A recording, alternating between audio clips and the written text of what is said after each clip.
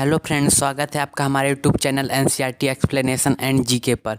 आज हम हनी ड्यू के chapter 1 the best Christmas present in the world को देखेंगे। बिफोर यू रीड, इस पैराग्राफ में देखते हैं लेखक क्या कहता है। बिफोर यू रीड, विश्व इतिहास में कुछ तिथियां तथा समय की अवधियां इतनी महत्वपूर्ण होती हैं कि प्रत्येक व्यक्ति इन्हें जानता है और याद रखता है। जो कहानी आप पढ़ेंगे वह इसी प्रकार की एक घटना का वर्णन करती है जो जो कि एक युद्ध के बारे में है। जो युद्ध ब्रिटेन और जर्मनी के बीच 1914 में हुआ था। चलिए फर्स्ट पैराग्राफ देखते हैं। पैराग्राफ फर्स्ट,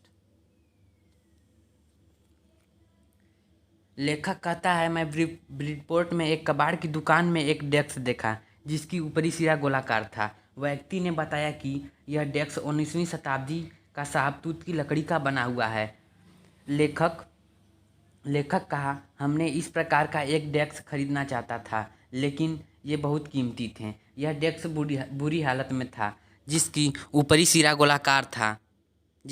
सिरा गोलाकार था। सिरा कई टुकड़ों में बटा हुआ था। इसके एक पाए की बेढंग से मुरम्मत हुई थी। इसके एक तरफ जले हुए का निशान था। कम कीमत पर मिल रहा था। मैंने सोचा कि इसकी मुरम्मत कर सकता हूँ।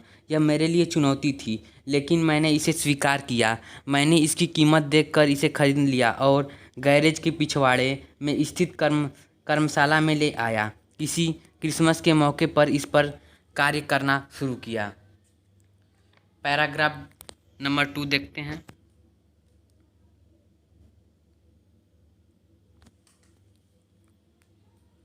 मैंने डेस्क के गोलाकार सिरों को पूरी तरह हटा दिया और दराज को बाहर की तरफ खींचा। उसकी पतली परत हर तरफ से ऊपर उठी हुई थी। यह मुझे पानी से खराब हुआ लग रहा था।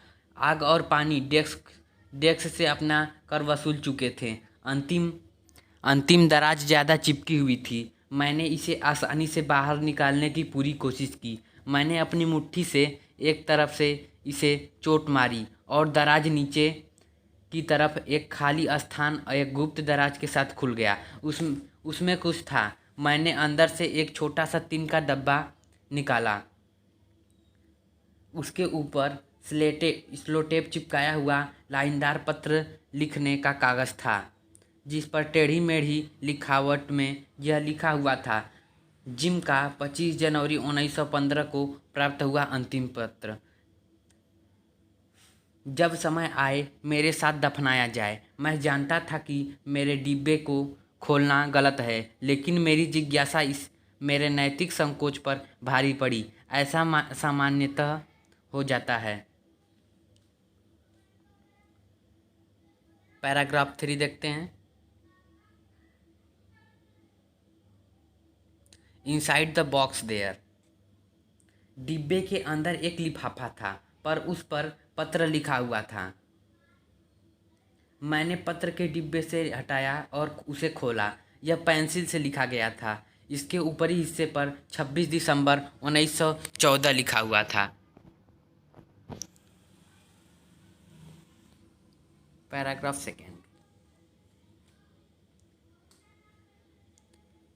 प्रिय कौनी, मैं बहुत ही सुखद पत्र के बारे में देखिए क्या लिखा है। प्रिय कौनी, मैं बहुत ही सुखद मानसिक स्थिति में अपने यह पत्र लिखता हूँ, क्योंकि ठीक अभी कुछ आश्चर्यजनक घटित हुआ है,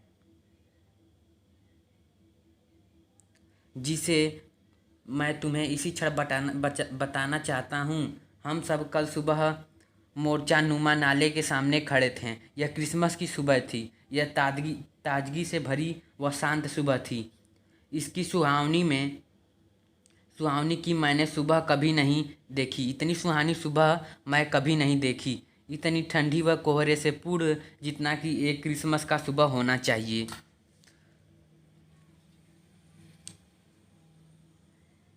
आई should like to be able से मैं आपको बताना चाहता हूँ कि मैंने एक शानदार सुबह वाले दिन की शुरुआत की, लेकिन यह सच है जिसे करते हुए मैं शर्मिंदा हूँ कि फ्रिट्ज ने इसकी शुरुआत की। पहले तो किसी ने मोर्चे से दूसरी ओर सफ़ेद झंडे के हिलते हुए देखा।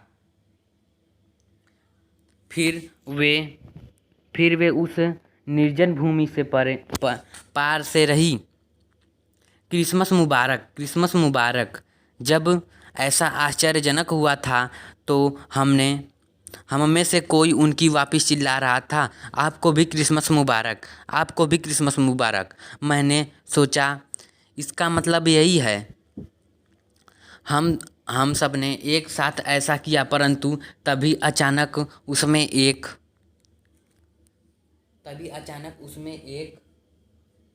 उठा जो भूमि रंग था, भारी कोट पहने हुए था और सफ़ेद झंडा हिला रहा था। किसी ने चिल्लाकर कहा, लड़कों निशाना मत लगाना, और किसी ने निशान नहीं लगाया। तब उसमें एक अन्य फ्रिट्ज उठा जो पुल की दीवार पर खड़ा था, और उसके बाद फिर एक और उठा। मैंने उन लोगों को कहा अपने सिर नीचे झुकाए रखो। यह उनकी चाल है, परंतु यह चाल नहीं थी। One of the German was watching. यहाँ से देखिए,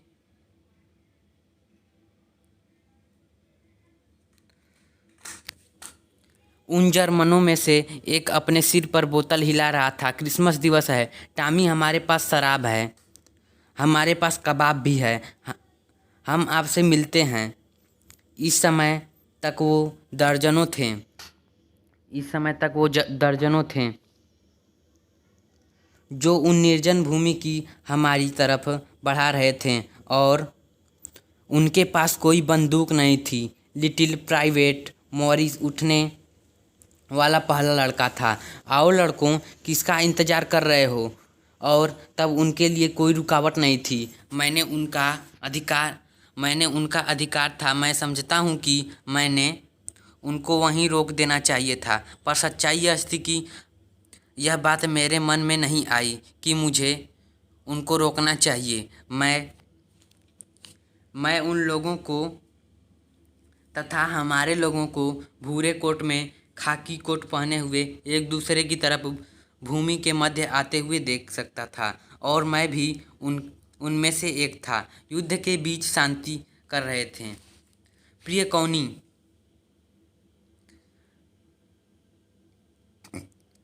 कौनी, यहाँ से स्टार्ट करते हैं हम लोग। You can not.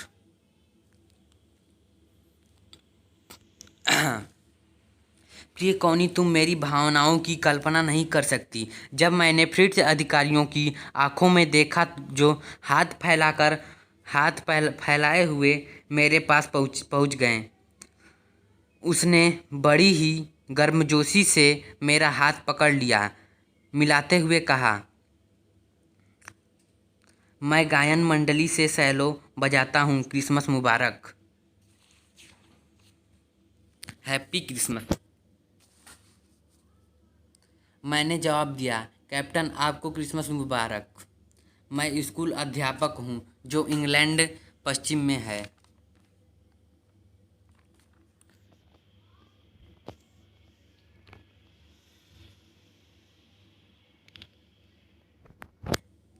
अब यहाँ से स्टार्ट करते हैं।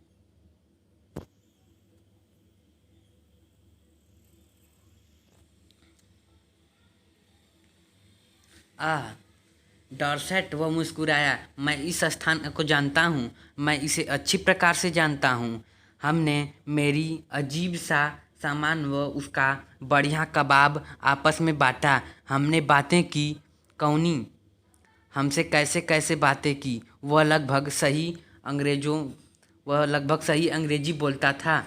यह अलग बात थी कि उसने कभी डोरसेट में कदम नहीं रखा था, न ही इंग्लैंड में।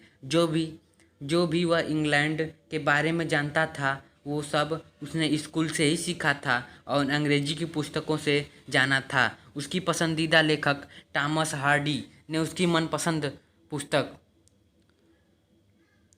फॉर फ्रॉम द मैडलिंग, उसकी पसंद पुस्तक far from the madding crowd Thomas Hardy द्वारा लिखी थी। इसकी एक वहाँ एक निर्जन जगह पर बत्सोबा, गैब्रियल आग, सार्जेंट टाई और डॉर्सेट के बारे में बातचीत की। उसकी एक पत्नी थी। वह एक बच्चा था जो 6 महीने का ही पैदा हुआ था। मैंने अपने आसपास देखा तो वहाँ खाकी व भूरे रंग की टोलियाँ थीं, जिसमें लोग और उस निर्जन स्थान पर धूम्रपान कर रहे थे, हंस रहे थे, बातचीत कर रहे थे, शराब का सेवन कर रहे थे तथा खा रहे थे। हैंस उल्फ ने मेरी कॉनी, जो तुम्हारे क्रिसमस केक से बचा हुआ था, वो बांट कर खाया। उसने केक के ऊपर की परत का स्वाद लिया, जैसे जायजा उसका पहले कभी नहीं लिया। मैंने सहमति दी, हम सब बात करेंगे। सहमत थे। फिर वह मेरा शत्रु था। कौनी, ऐसी क्रिसमस पार्टी कभी नहीं हुई। टेल समथिंग, इससे हम पार्ट 2 में पढ़ेंगे। धन्यवाद दोस्तों। अगर हमारा वीडियो आपको अच्छा लगा हो, लाइक करें। अगर हमारे चैनल का वीडियो आपको हमेशा मिलता रहे, हमारे चैनल को सब्सक्राइब करें। धन्यवाद। इसके आगे का वीडियो हम पार्ट 2 में करेंगे। धन्यवाद।